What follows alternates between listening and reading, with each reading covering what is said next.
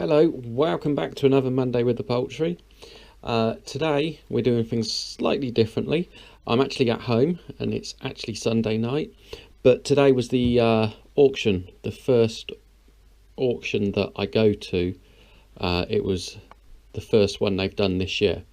So it was great to go along, and I just thought I would quickly show you what I got at the auction, how much I paid for it, and then we'll nip down to the yard because lots and lots has gone on at the yard. So first up, you can see here lots of egg boxes kicking around, and what we've got is cream leg bars, more cream leg bars, more cream leg bars, light Sussex, and light Sussex. Because as you would have seen, the way how we've been talking the past few weeks, the way how we want to expand the flock is that we want to get more into the breeds rather than just going for anything and everything. Get more breed specific, so as then we can sell the eggs ourselves, we can sell the chicks ourselves, we can sell the chickens and everything else like that. If they're purebreds, you get more and they're worth more than with all of the crosses and everything else that we've got. So next up, we also got this Poultry mini advanced incubator. So it's not the latest model, it's one of the earlier models from a couple of years back, but it's all there, it's automatic, all seems to work okay. Well, I say it's all there, it only comes with one tray, and the tray it comes with is the one for small eggs. You can get the one for big eggs, and I've ordered it, and it does 7 hen eggs, which isn't a huge amount, but it's worthy of another video review, I think, especially with all this plastic down the side. It'd be interesting to see if it can, because it's a Poultry, if it's able to hold the temperature better than the Janol 10 that we use. See if that'll do it. So that was those bits. Underneath of that, you'll be amazed how much I paid for this, by the way, but anyway, underneath of that there's a Fium. And if you don't know Fium, they are an Italian incubator maker, and they have got this huge, humongous, massive incubator. I think it's a 96. Let me just grab the bit of paper. I will show you the bit of paper in just a second because it's got all the prices on it. 85 egg incubator. So that is going to be one heck of a review.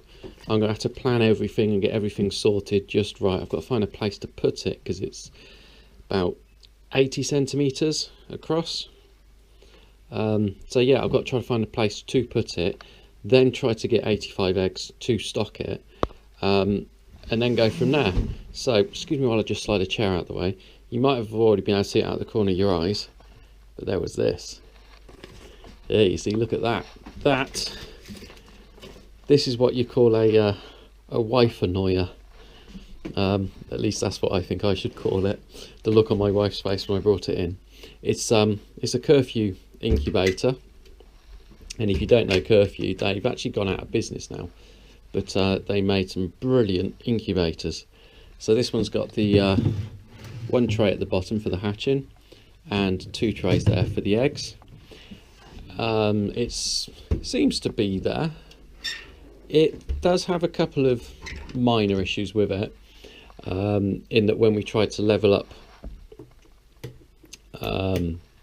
the trays in there, it wouldn't level up, and the previous owner said that they think that the thermostat has gone on it, which if it has, isn't, you know, that's not a huge major issue. So anyway, how much did I pay for this lot, what did it all come to, and everything else like that before we nip down to the yard. So start off with the Poultry, right, mini advanced incubator.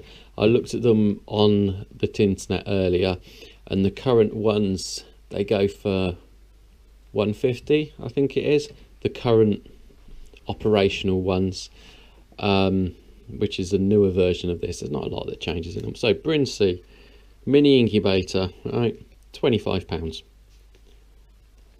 for that.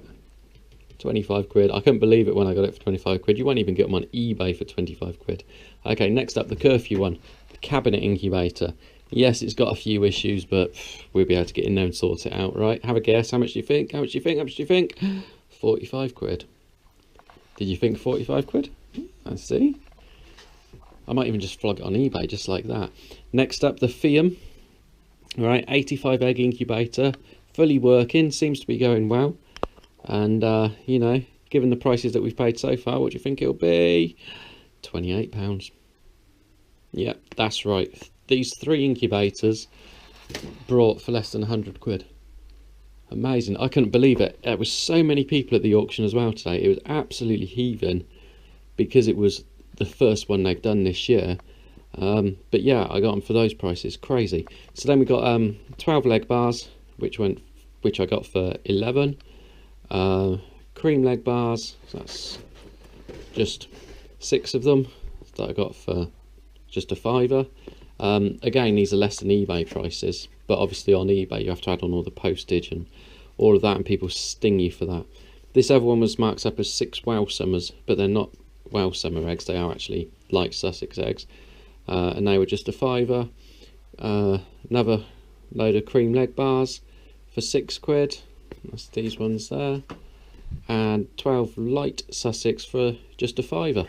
So yeah, all in all, I've done pretty well. I'm quite pleased with what I got, and it's going to lead to some interesting videos where we review the incubators and we see if they're any good and if I can actually get the curfew one working. If I can get it working, I might actually keep it, but don't tell the wife. So yeah, let's now nip over to the yard because I've got quite a few bits that are going on at the yard.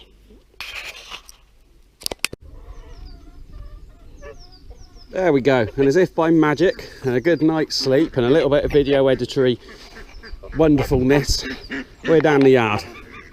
I should point out, as Dave is going to help me to, that the eggs you've just seen, although I've got two breeds, I did actually buy them from 2 different sellers.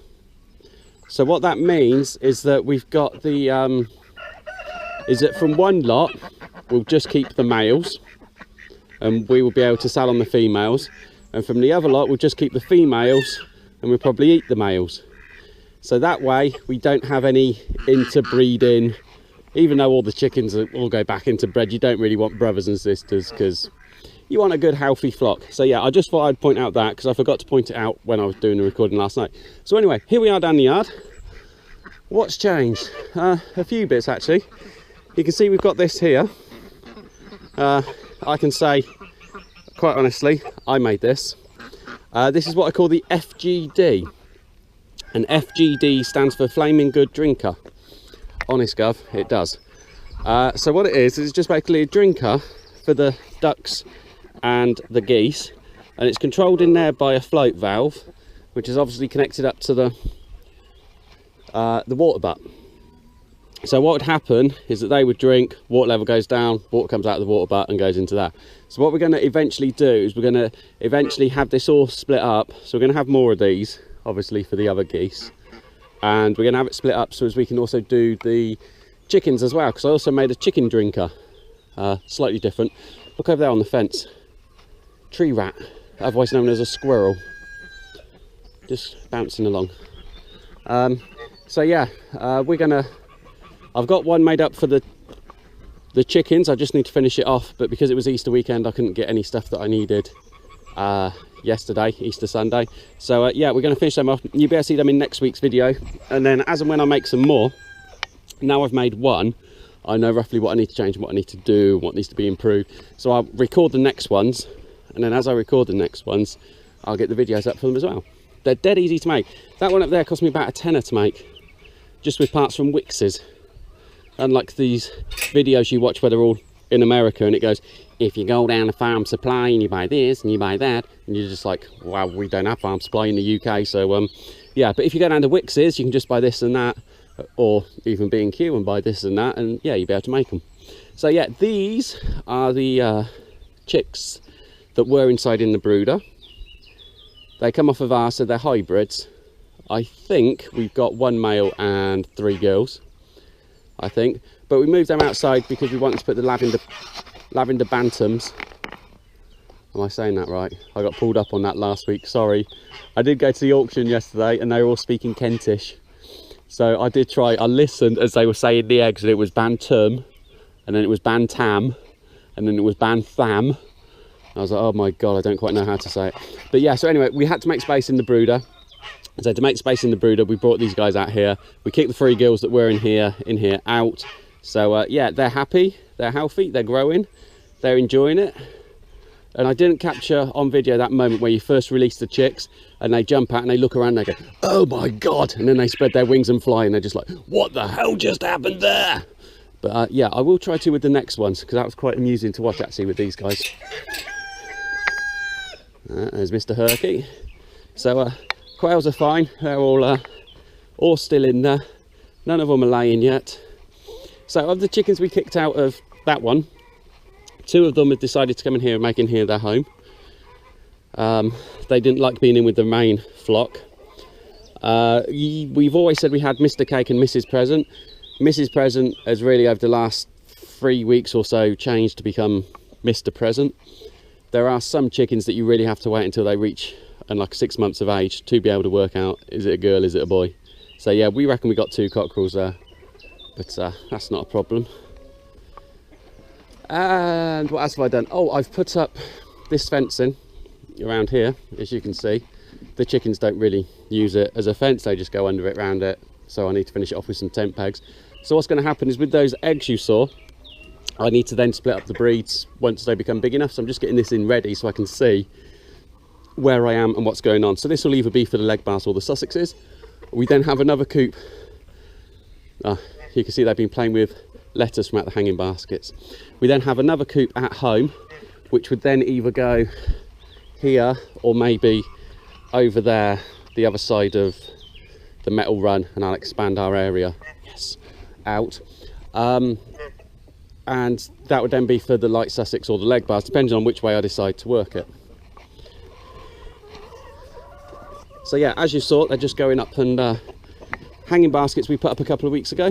If you saw the video we did on hanging baskets, that's what they've been attacking. They've just had lettuces. You just place them in there. It's dead simple. These 2 hate me. Every time I walk in, they run off. I want to get some leghorn eggs, leghorn cockerels. But the last leghorns I brought on eBay, they were all infertile. So in here, not sure how well you'll be able to see them in this light. 3, there's only 2 down here. There's one just over the back there. 3 lavender Peking. No, let me get it right. Lavender bantam eggs. No, lavender bantam chicks. God blimey, it's Monday morning. So yeah, there we go. There's those 3, and whacked up a shelf in here because I want to get rid of these stairs that are here. So yeah, that's just about it for this week. So thanks for watching. We got a load of new subscribers, so thank you guys very much for coming on board and clicking the subscribe button. We really do appreciate it. So this week I don't plan to do any special videos this week. I am going to be filming the incubators you've seen.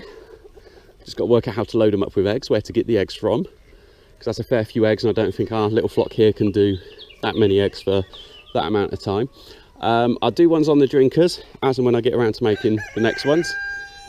And yeah, until next week, please leave us a comment down below, let us know what you think, and thanks for watching.